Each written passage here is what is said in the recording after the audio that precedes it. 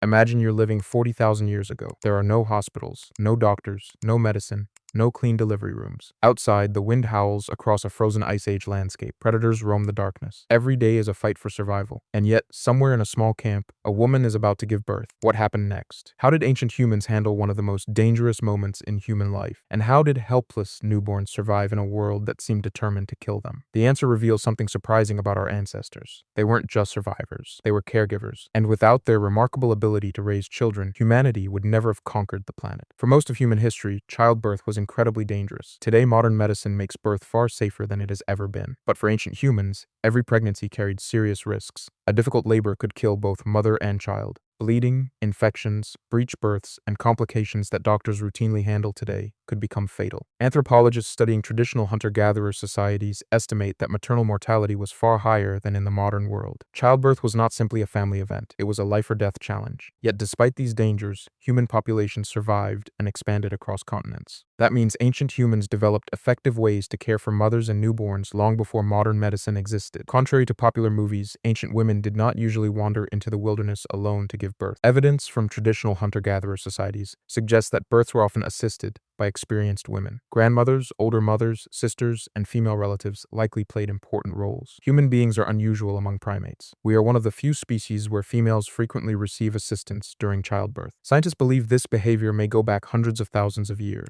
Why? Because human birth is unusually difficult. As our ancestors evolved larger brains, babies developed larger heads. At the same time, humans evolved narrower pelvises for efficient walking and running. The result created a biological problem. Human babies must twist and rotate while passing through the birth canal. This makes childbirth significantly harder than in most other primates. Many researchers believe cooperative birth assistance became an important survival strategy. In other words, humans may have survived because we helped each other. When the baby was finally born, immediate care was essential. Newborns lose heat quickly. In cold ice age environments, hypothermia could become deadly. The infant was likely dried, cleaned, and placed directly against the mother's skin. Skin-to-skin contact provides warmth, regulates breathing, and helps bonding. Modern hospitals use the same principle today because it works remarkably well. The umbilical cord would have been cut using sharp stone tools, flakes of flint, obsidian, or other cutting implements. Archaeologists have discovered stone blades sharp enough to rival modern surgical steel in some respects. Although they lacked scientific knowledge of bacteria, ancient humans often understood practical cleanliness through experience. Groups that developed safer traditions would have had a better chances of keeping mothers and babies alive. Here's something many people don't realize. Human babies are among the most helpless newborns on Earth. A foal can stand within hours. A deer can walk shortly after birth. Many animals become mobile almost immediately. Human babies cannot even support their own heads. Why? The answer lies in our brains. Humans possess exceptionally large brains relative to body size.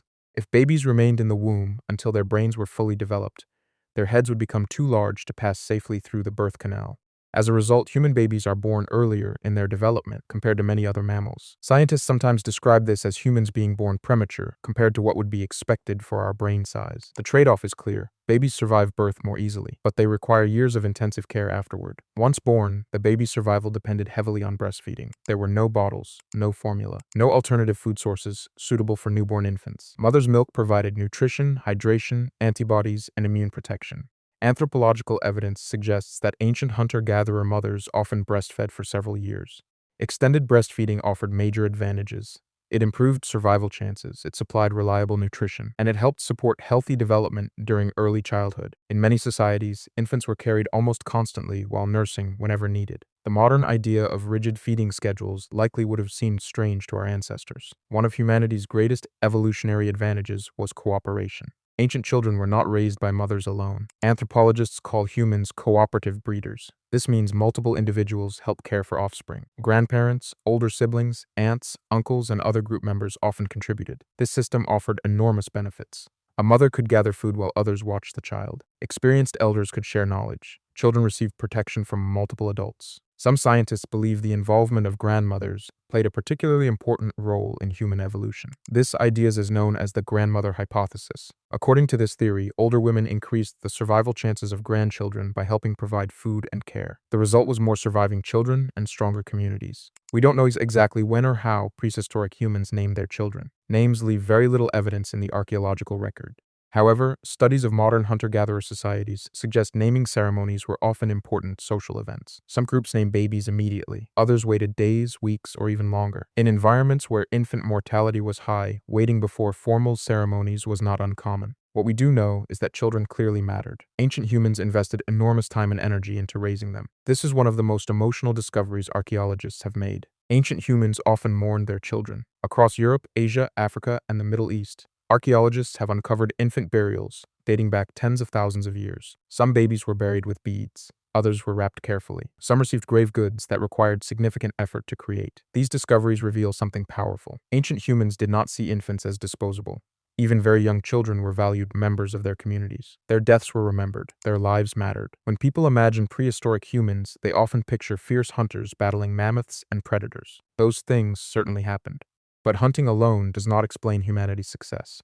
What truly made humans different was our ability to cooperate. We shared food, we shared knowledge, and most importantly, we shared the responsibility of raising children. Every modern human alive today exists because countless generations of parents, grandparents, relatives, and communities successfully protected fragile newborns against incredible odds. Each baby represented hope, a future hunter, a future gatherer, a future parent, a future storyteller. Without those children surviving, humanity's journey would have ended long ago. So what did ancient humans do when a baby was born? They gathered around the mother. They helped during labor. They kept the newborn warm. They breastfed and protected the child. They shared childcare across the community. And when tragedy struck, they mourned their losses. In a world filled with danger, ancient humans understood something fundamental. The future of their group depended on its smallest members. And perhaps that's the most important lesson archaeology has revealed. The story of humanity isn't just about survival. It's about caring enough for the next generation to survive together.